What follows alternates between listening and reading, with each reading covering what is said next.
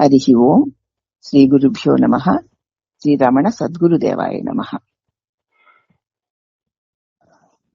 1936లో December 26వ తేదీన 304వ ఒక Switzerland వనిత తనకు కలిగిన రూపదర్శనాన్ని గురించి వర్ణించి చెప్పింది. స్విట్జర్లాండ్ నుంచి వచ్చిన ఒక ఆవిడ తనకి కలిగిన ఒక రూపదర్శనాన్ని గురించి చెప్పింది వర్ణించి. కళ్ళు తెరిచి ఉన్నప్పుడే ఆమెకి శ్రీ భగవాన్ ముఖం కనిపించింది. అది దివ్యములు వికాసవంతములైన ఎన్నో పూలతో భగవాన్ రూపము అలంకృతమై ఉన్నట్లు కనిపించింది. శిశువునకు వంటి ఆ ముఖం ప్రేమతో నన్నెంతో, పసిబిడ్డ లాంటి నిర్మలమైన ముఖం నన్నెంతో ఆకర్షించింది. అట్టి దివ్య దర్శనం నాకు కలిగింది భగవాన్ అని ఆ స్విట్జర్లాండ్ వనిత భగవాన్తో చెప్పింది. అప్పుడు మహర్షి అన్నారు, ఆ దృశ్యము నీ మనసులోనిది. దానికి కారణం ఏంటంటే నీ ప్రేమ. నీకు భగవాన్ అనేటువంటి ఆ రూపం మీద నీకున్న అత్యంత ప్రేమ వల్ల ఆ దృశ్యం నీ మనసులో నీకు కనిపించింది. పాల్ బ్రంటన్ కి నేను బహు దీర్ఘ దేహుడిగా కనిపించాట. ఒక పెద్ద దేహం, భూమికి ఆకాశానికి అంటినంత పెద్ద దేహంతో మరి ఆయనకి కనిపించానట. నీకేమో శిశువులాగా కనిపించానట. నీకేమో చిన్న పిల్లాడిలాగా నీకు కనిపించాను. ఆ బ్రంటన్ గారికేమో పెద్ద దేహం, భూమికి ఆకాశానికి అంటిందా అన్నంత దేహంతో కనిపించానట. నిజం చెప్పాలంటే ఈ రెండూ కూడా అభూత దృశ్యాలే, ఆయా భావాలు అనుగుణంగా తోచిన దృశ్యాలే అన్నారు భగవాన్. తర్వాత ఆవిడ ఇలా అంది, పాల్ బ్రంటన్ నన్ను అడిగాడు, ఇక్కడ నాకేవైనా ఆధ్యాత్మిక అనుభూతులు కలిగాయా అని. లేదు అన్నాను. ఇప్పుడు ఇది సంభవించింది. పాల్ బ్రంటన్ నన్ను భగవాన్ దగ్గరికి వెళ్ళావు కదా, భగవాన్ దగ్గర ఉన్నావు కదా, నీకు ఏదైనా ఆధ్యాత్మిక అనుభూతులు కలిగాయా అని అడిగాడు. కానీ నాకు అప్పుడు ఏమీ కలగలేదు అని చెప్పాను. ఇప్పుడేమో నాకు ఈ అనుభవం కలిగింది అంది. అప్పుడు మహర్షి అన్నారు, ఈ దృశ్యాలను చూసి మోసపోకు. ఏదో గొప్ప ఆధ్యాత్మిక అనుభవం అనుకుంటున్నావేమో. దృశ్యాలను చూసి మోసపోకు. అవి ఎంత గొప్ప గొప్ప దర్శనాలైనా సరే అవి నీ మనసు కల్పించిన దృశ్యాలే అన్నారు భగవాన్. అప్పుడు ఆ పృచ్ఛకురాలు, ఎవరైనా కొన్ని వేల మైళ్ళ దూరం నుంచి, యూరప్ నుంచి మీ సాయం కోరితే ఏం చేస్తారు? ఎక్కడో యూరప్ కంట్రీలో ఉన్న ఆయన అక్కడి నుంచే మిమ్మల్ని మీ సహాయం కోరి ప్రార్థిస్తే మీరు ఏం చేస్తారు అని అడిగింది ఆవిడ. అప్పుడు మహర్షి అన్నారు, ఆ యూరప్ ఎక్కడుంది? నీ మనసులోనే కదా. అరుణాచలానికంటే యూరప్ చాలా దూరంలో ఉంది. అక్కడ నుంచి ప్రార్థిస్తే భగవాన్ దాన్ని అందుకుంటారా? ఇంత దూరంలో ఉన్న భగవాను అని అడుగుతున్నావు కదా. ఆ యూరప్ ఎంతో దూరంలో ఉంది అన్నది ఎక్కడా?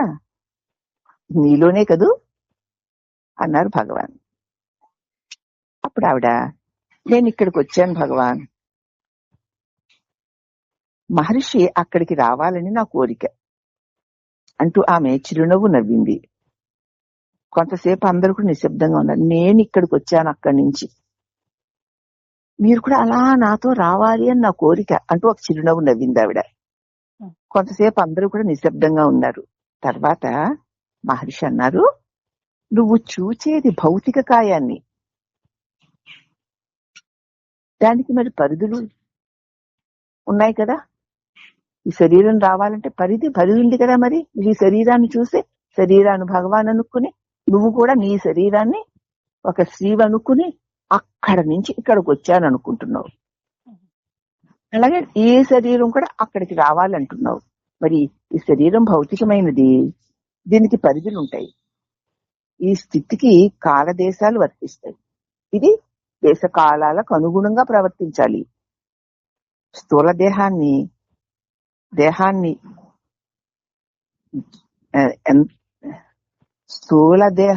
ఎంత కాలము స్థూల దేహాన్ని ఎంచుతున్నంత కాలము భేదాలు బహురూపాలు శరీరంగా కనిపిస్తూనే ఉంటాయి. నువ్వు ఈ దేహాన్ని అనుకున్నప్పుడు కదా నీకు దేశము కాలము అనేక దేహాలు వాటి భేదాలు కనిపిస్తూనే ఉంటాయి.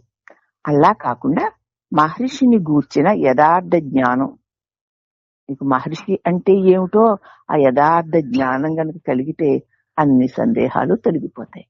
ఈ శరీరమే భగవాన్ అనుకున్నంతసేపు కూడా నీకు ఈ భేదాలు దేశాలు ఈ కాలాలు ఇవన్నీ కూడా వర్తిస్తాయి. కానీ నువ్వు మహర్షిని గురించిన యథార్థ జ్ఞానాన్ని గనక తెలుసుకున్నావంటే అన్ని సంశయాలు పోతాయి. నువ్వు ఇప్పుడు ఇండియాలో ఉన్నావా? ఉన్నానని అంటావు గాని ఇండియా నీలో ఉంది. నేను ఇండియాలో ఉన్నాను అని నువ్వు అనుకోకపోతే నువ్వెక్కడున్నట్టు? కాబట్టి ఇండియాలో ఉన్నాను అనుకుంటున్నావు గాని ఇండియాలో లేవు. ఇండియా నీలో ఉంది. ఇప్పుడు కూడా నీవు ఇండియాలో ఉన్నావన్న భావన పోవాలి. ఇప్పుడు ఇక్కడ ఉన్నప్పుడు కూడా నేను ఇండియాలో ఉన్నాను అన్న భావన పోవాలి. ఇండియాలో ఉన్నానని దేన్నంటున్నావు? దేహాన్ని. కానీ నువ్వు ఇండియాలో లేవు. ఇండియా అన్నది నీలో ఉంది. ఇండియా నీలోనే ఉంది. ఇండియాలో నువ్వు ఉన్నావా? దేహపరంగా చూస్తే ఇండియాలో ఉన్నావు, కానీ నువ్వు ఇండియాలో లేవు. ఇండియాలో ఉన్నాను అన్నది నీ లోపల ఉంది. దీనిని పరీక్షించవలను అంటే నీ నిద్ర నువ్వు గుర్తుపెట్టుకో. ఇది ఎలా తెలియాలి భగవాన్ అంటావేమో. నీ నిద్ర నువ్వు గుర్తుపెట్టుకో. నిద్రలో నువ్వు యూరోప్ లో ఉన్నావా ఇండియాలో ఉన్నావా? నేను యూరోప్ లో ఉన్నాను అనుకుంటున్నావా? ఇండియాలో ఉన్నాను అంటున్నావా? లేదమ్మా. మరి నువ్వు అప్పుడు ఇప్పుడు ఉన్నావు కదా. ఇప్పుడు నువ్వు ఎక్కడున్నట్టు? దేహము నేను అనుకోవడం వలన ఈ దేశాలు ఈ కాలాలు ఈ నానాత్వాలు కలుగుతున్నాయి. కాబట్టి యూరోప్ లోను ఉన్నది నువ్వు కాదు, ఇండియాలోనూ ఉన్నది నువ్వు కాదు. నీలో ఆ భావాలు ఉండడం చేత ఈ దేహం నేను అనుకోవడం చేత అలా ఉన్నట్లు కనిపిస్తోంది అంతే. అప్పుడు ఇప్పుడు నువ్వు ఉన్నావు. ఇప్పుడు యూరోప్ లో ఉన్నప్పుడు నువ్వు ఉన్నావు, ఇండియాలో ఉన్నప్పుడు నువ్వు ఉన్నావు. అవునా? యూరప్ ఇండియా అన్న భేదం ఎందుకు వస్తుందంటే దేహ పరిధితో చూస్తున్నావు గనక. కానీ ఉన్న నువ్వు ఎప్పుడూ ఉన్నావు కదా, ఎక్కడైనా ఉన్నావు కదా అన్నారు భగవాన్. దేశము స్పేస్ నీలో ఉంది. దేశంలోనిది భౌతిక కాయం. శరీరం దేశంలో ఉంది, దేశం నీలో ఉంది. అర్థంగా? దేశము అన్న భావన లేకపోతే నేను పలానా దేశంలో ఉన్నానని ఎలా అంటావు? కాబట్టి దేశము నీలో ఉంది, దేశములో నీ దేహం ఉంది. నువ్వు ఆ భౌతిక కాయం కాదు. కాబట్టి అభూత దృశ్యం చూసినప్పుడు పాల్ బ్రంటన్ కళ్ళు మూసుకొని ఉన్నాడు. నువ్వేమో నా కళ్ళు తెరుచుకునే ఉన్నాను అంటున్నావు. ఒక పెద్ద భగవాన్ రమణ మహర్షి వారి రూపాన్ని చూసినప్పుడు పాల్ బ్రంటన్ కళ్ళు మూసుకొని చూశాడు తన లోపల. నువ్వేమో కళ్ళు తెరుచుకోనే చూశాను బయట అంటున్నావు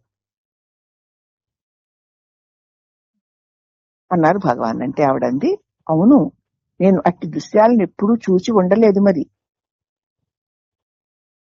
బ్రంటన్ గొప్ప తాత్వికి కదా, అందుకు చూసుంటాడు అంది.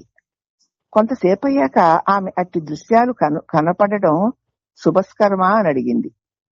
పోనీలేండి, అటువంటి దృశ్యాలు కనిపించడం మంచిదేనా, శుభమేనా అని అడిగింది. శుభప్రదాలే. బహుశా నీవు శిశువుని తలపోస్తూ ఉన్నావేమో. నీ దృశ్యంలో శిశువు కనపడ్డాడు. ఏదో పసిబిడ్డను భావిస్తూ ఉండవచ్చు. ఆ పసిబిడ్డ నా రూపంలో నీకు కనిపించాడు అంతే. అప్పుడు ఆవిడంది, కానీ శివుని, అతని శిశువదనాన్ని, నేను ఏదో ఒక పిల్లాడిని కాదు భగవాన్, శివుణ్ణి, పరమాత్ముడిని, ఆయన యొక్క అమృతోపమానమైన ఆ ప్రేమపూర్వకమైన వదనాన్ని నేను చూశాను. ఏదో పిల్లాడిని ఊహించుకుంటే భావించుకుంటే నాకు మీరు కనిపించారు అని అనుకోకండి మీరు. నేను శివుణ్ణి, పరమేశ్వరుణ్ణి, ఆయన ఆ ముఖంలో ఆ పసితనాన్ని చూశాను అంది. మహర్షి ఓహో అదే కారణం అన్నారు. అప్పుడు ఆ పిచ్చికరాలు, శివుడు లైకారుడు కదా భగవాన్ అంది. అప్పుడు మహర్షి అవును, దుఃఖాలను లయం చేస్తాడు శివుడు, దుఃఖాలను లయం చేస్తాడు. తర్వాత మళ్ళీ కొంతసేపు అయ్యాక శ్రీ భగవాన్ అన్నారు, నువ్వు ఇంక కాసేపు అయ్యాక నిద్రపోతావు కదూ, మళ్ళీ తెల్లవారు లేవగానే నేను చక్కగా హాయిగా నిద్రపోయాను అని అంటావా? మరి నిద్రలో ఉన్నది నీ సహజ స్వభావం, చక్కగా హాయిగా ఉన్నది నీ సహజ స్వభావం. అది ఇప్పుడు కూడా కొనసాగుతూనే ఉంది. కాకుంటే అది నీ నైజం కాదు. ఇప్పుడు కూడా ఆ నిద్రాస్థితిని అలవర్చుకో. అదే శివుడంటే. నిద్రాసుఖాన్ని ఇప్పుడు కూడా నీకుందమ్మా. నువ్వు ఆ నిద్ర యందు ఉన్నటువంటి చక్కగా హాయిగా ఉన్న ఆ స్థితే నీ నిజస్వరూపం. ఇప్పుడు కూడా ఆ స్థితిని మాటి మాటికి స్మరణ చేసుకుంటూ దానితో ఉండడం అలవర్చుకో. అదే శివుడు. మళ్ళీ భగవాన్ మరొక రూపు ఉందా? శివుని రూపము తలంపక ముందుగా ఆ విషయాన్ని ఆలోచించు. నువ్వు శివుడి రూపాన్ని తలంచుకోకుండా ఆ విషయాన్ని ఆలోచించు.